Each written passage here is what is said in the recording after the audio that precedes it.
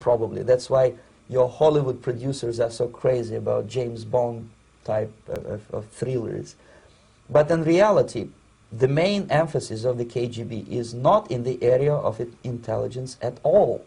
According to my opinion and opinion of many defectors of my caliber, only about 15% of time, money, and manpower is spent on espionage as such. The other 85% is a slow process which we call either ideological subversion or active measures, активные мероприятия in the language of the KGB, or psychological warfare. What it basically means is to change the perception of reality of every American to such an extent that despite of the abundance of information, no one is able to come to sensible conclusions in the interests of defending themselves, their families, their community, and their country. It's a great brainwashing process which goes very slow, and it's divided in 4 basic stages. The first one being demoralization. It takes from 15 to 20 years to demoralize a nation. Why that many years?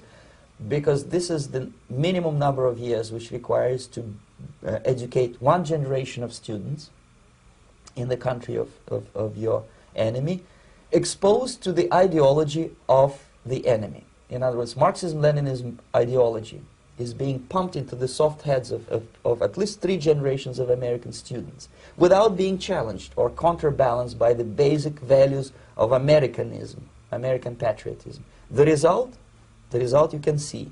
Most of the people who graduated in the 60s, dropouts or half-baked intellectuals, are now occupying the positions of power in the government, civil service, business, mass media, educational system. You are stuck with them. You cannot get rid of them. They are contaminated. They are programmed to think and react to certain stimuli in a certain pattern. You cannot change their mind, even if you expose them to authentic information, even if you prove that white is white and black is black. You still cannot change the basic perception and the logic of behavior. In other words, these people, the process of demoralization is complete and irreversible. To get rid society of these people, you need another 20 or 15 years to educate a new generation of patriotically minded and common sense people who would be acting in favor and in the interests of United States society. And yet these people who've been programmed and, as you say, in place and Yes. who are favorable to an opening with the Soviet concept, these are the very people who would be marked for extermination in this country? Most of them, yes. Simply because the psychological shock when they will see in future what the beautiful society of equality and social justice means in practice, obviously they will revolt. They will be very unhappy, frustrated people. And the Marxist-Leninist regime does not tolerate these people. Obviously they will join the links of dissenters, dissidents. Unlike in present United States, there will be no place for dissent in future Marxist-Leninist America. Here you can get popular like Daniel Ellsberg and filthy rich like Jane Fonda for being dissident, for criticizing your Pentagon. In future, these people will be simply squashed like cockroaches. Nobody is going to pay them nothing for their beautiful, noble ideas of equality. This they don't understand, and it will be a greatest shock for them, of course. The demoralization process in the United States is basically completed already. For the last 25 years. Actually, it's overfulfilled, because demoralization now reaches such areas where previously not even Comrade Andropov and all his experts would even dream of such a tremendous success. Most of it is done by Americans to Americans, thanks to lack of moral standards. As I mentioned before, exposure to true information does not matter anymore.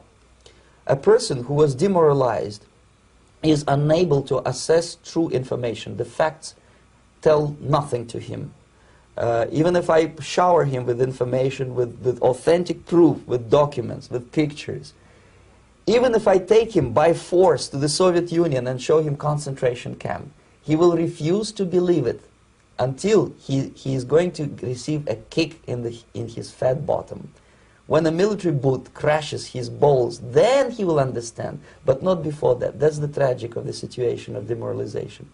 So basically America is stuck with demoralization, and unless, even if you start right now, here, this minute, you start educating new generation of Americans, it will still take you 15 to 20 years to turn the tide of ideological perception of reality back to normalcy and patriotism. The next stage is destabilization. This time, subverter does not care about your ideas and the patterns of your consumption. Whether you eat junk food and get fat and flabby, it doesn't matter anymore. This time, and it takes only from 2 to 5 years to destabilize a nation, what matters is essentials: economy, foreign relations, defense systems. And you can see it quite clearly that in some areas, in such sensitive areas as defense and economy, the influence of Marxist-Leninist ideas in the United States is absolutely fantastic. I could never believe it 14 years ago when I landed in this part of the world that the process will go that fast. The next stage, of course, is crisis. It may take only up to 6 weeks to bring a country to the verge of crisis. You can see it in Central America now. And after crisis, with a violent change of power, structure, and economy, you have so-called the period of normalization. It may last indefinitely. Normalization is a cynical expression borrowed from Soviet propaganda. When the Soviet tanks moved into Czechoslovakia in '68, Comrade Brezhnev said, "Now the situation in brotherly Czechoslovakia is normalized."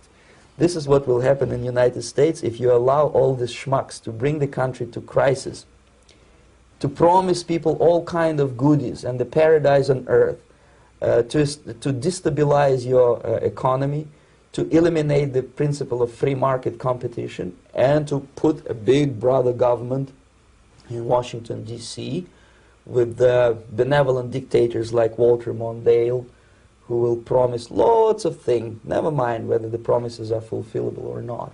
He will go to Moscow to kiss the bottoms of new generation of Soviet assassins, never mind. He will create false illusions that the situation is under control. Situation is not under control. Situation is disgustingly out of control. Most of the American politicians, media, and educational system trains another generation of people who think they are living at a peacetime. False. United States is in a state of war, undeclared total war against the basic principles and the foundations of this system. And the initiator of this war is not Comrade Andropov, of course. It's the system. However ridiculous it may sound, the world communist system or the world communist conspiracy, whether I scare some people or not, I don't give a hoot. If you are not scared by now, nothing can scare you. But you don't have to be paranoid about it. What actually happens now, that unlike myself, you have literally several years to live on unless the United States wake up. The time bomb is ticking. With every second, the disaster is coming closer and closer. Unlike myself, you will have nowhere to defect to, unless you want to live in Antarctica with penguins. This is it. This is the last country of freedom and possibility. Okay, so what do we do? What is your recommendation to the American people? Well, the immediate thing that comes to my mind is, of course, there must be a very strong national effort to educate people in the spirit of real patriotism, number one. Number two, to explain them the real danger of socialist, communist, whatever, welfare state, big brother government.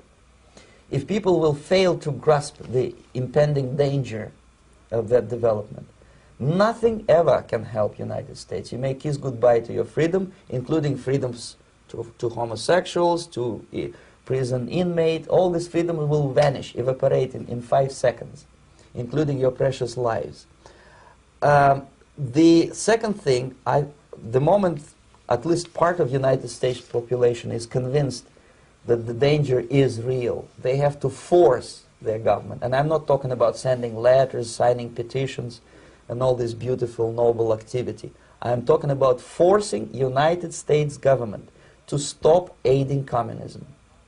Because there is no other problem more burning and urgent than to stop the Soviet military-industrial complex from destroying whatever is left of the free world. And it is very easy to do. No credits, no technology, no money, no political or diplomatic recognition, and of course no such idiocy as grain deals to USSR. The Soviet people, 270 millions of Soviets, will be eternally thankful to you if you stop aiding a bunch of murderers who sit now in Kremlin and whom President Reagan respectfully calls government. They do not govern anything, least of all such complexity as the Soviet economy. So basic, two very simple, maybe too simplistic answers or solutions, but nevertheless they are the only solutions. Educate yourself, understand what's going on around you. You are not living at the time of peace. You are in a state of war, and you have precious little time to save yourself. You don't have much time, especially if you are talking about young generation. There is not much time left for convulsions and sexual masturbation to the beautiful disco music. Very soon it will go, just overnight. If we are talking about capitalists or wealthy businessmen, I think they are selling the rope on which they will hang very soon. If they don't stop, if they cannot curb their unsettled desire for profit, and if they keep on trading with the monster of the Soviet communism, they are going to hang very soon. And they will pray to be killed, but unfortunately they will be sent to Alaska probably to manage industry of slaves. It's simplistic. I know it sounds unpleasant. I know Americans don't like to listen to things which are unpleasant. But I have defected not to tell you the stories about such idiocy as microfilm, James Bond type espionage. This is garbage. You don't need any espionage anymore. I have come to talk about survival. It's a question of survival of this system. You may ask me, what is it in for me? Survival, obviously, because unlike, as I said, I am now in your boat. If we sing together, we'll sing beautifully together. There is no other place on this planet to defect to.